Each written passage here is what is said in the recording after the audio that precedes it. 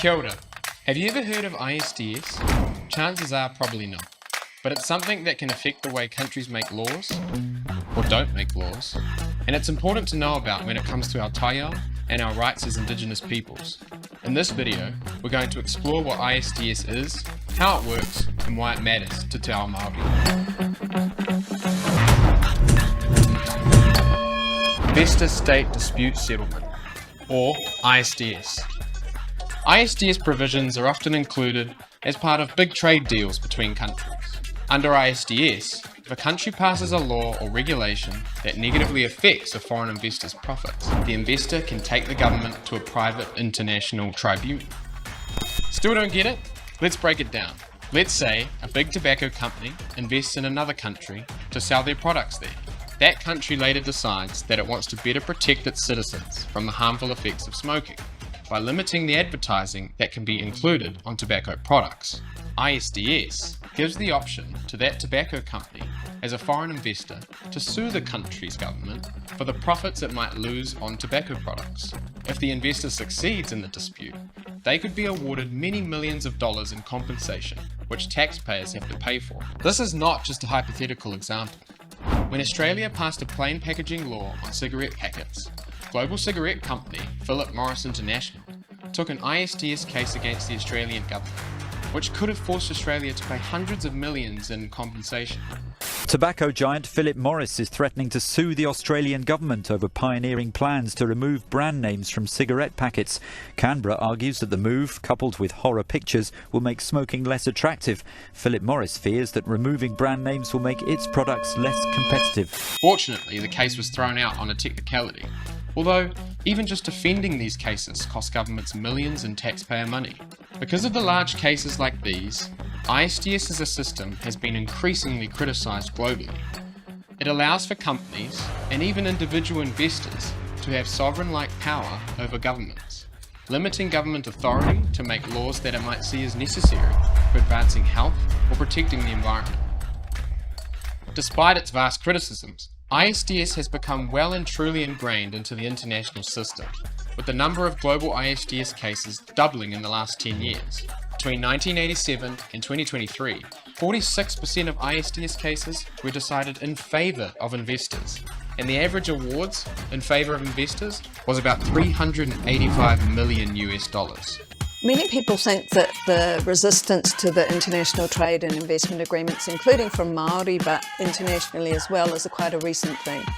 But certainly from around 1990, there's been resistance to attempts by powerful states to be able to lock up global rules in the interests of their corporations.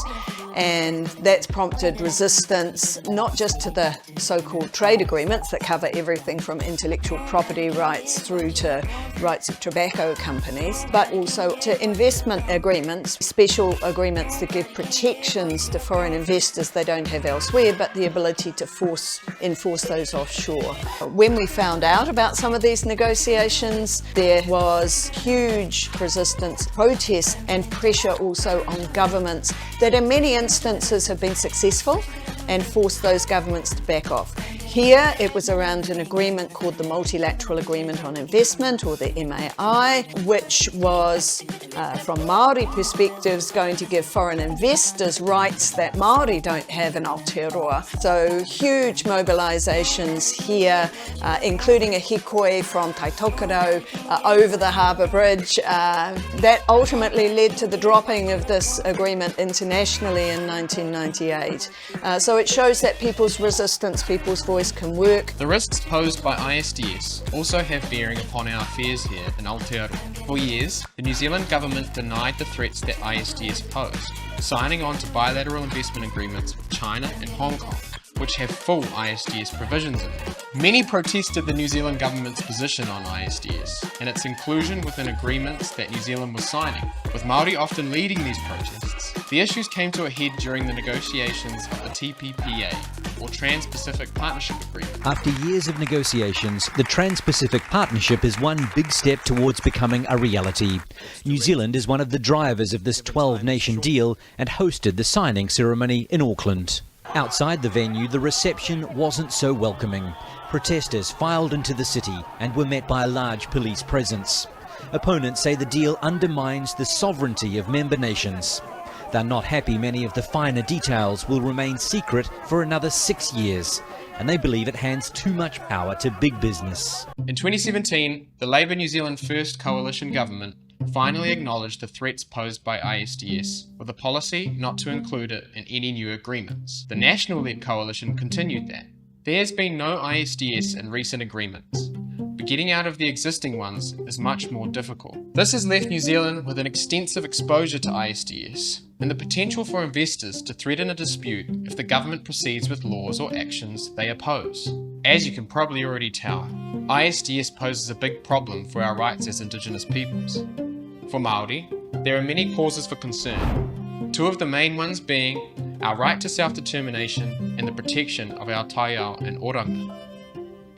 First and foremost, many of New Zealand's binding trade agreements that include ISDS have been entered into by the Crown alone, with no rights for Māori to have any say or participate in the negotiations. This comes despite Māori being especially vulnerable in the ISDS context. Large-scale foreign investments can involve huge resource and infrastructure projects by transnational corporations. If Māori disagree with these types of projects, especially when they jeopardise aspects of our Taiao, suddenly our self-determination is not only challenged by the Crown, but also by foreign investors. In another video, we will cover in detail how ISDS affects how we protect and look after the Taiao.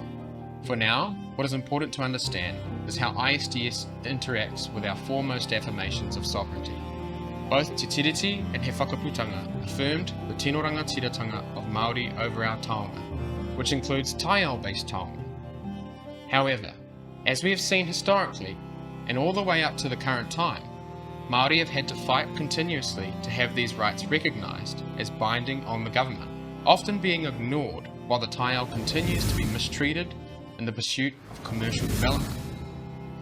By contrast, the rights effectively given to investors through ISDS are fully binding on governments. This means that in the context of foreign investment, investor rights essentially trump the rights of Māori as affirmed in documents like He Whakaputanga and Te Tiriti o Waitangi. Fortunately, New Zealand's ISDS exposure to date has not resulted in an ISDS dispute affecting Māori interests. But the rising interest in attracting foreign investment for large infrastructure projects and mining means we as Māori must remain vigilant to how ISDS can trump our interests in protecting the things we care about the most, especially the Taiao. Māori have been strong in doing this on a domestic level, resisting legislation such as the Fast Track Bill and the Treaty Principles Bill. Māori were also at the forefront in protesting against the ISDS provisions in the TPPA as a kind of kangaroo court that puts the profits of corporations before rangatiratanga and whenua. These are just some of the concerns raised during the Waitangi Tribunal claim Y2522, which established our organisation Ngā Toki Whakarururanga. Our core mission is to defend the inherent rights of Māori in the free trade space by holding the Crown to account for its Te Tiriti obligations during negotiations, including the exclusion and removal of ISDS.